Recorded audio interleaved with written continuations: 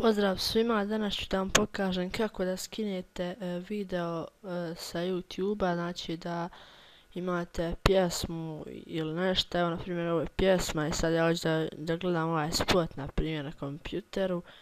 Kako to da uradite, evo samo kopirate ovaj gore link, idete kopiraj ili copy i odete na ovu stranicu, link ću vam dati u opisu videa, samo to zalijepite. Možete i na ctrl ili ctrl, a možete ovako desni klik pa zalijepi ili paste.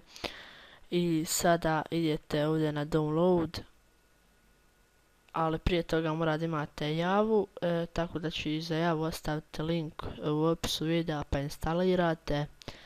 Nadam se da znate instalirati javu. Idete ovdje na ovaj put pokreni.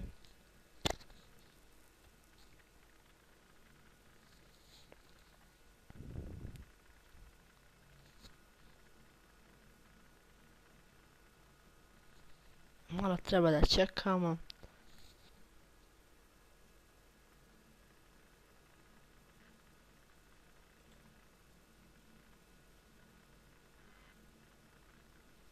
Evo da pauziram da ne čekate, možda će malo dugo. Evo sada samo kliknete na run.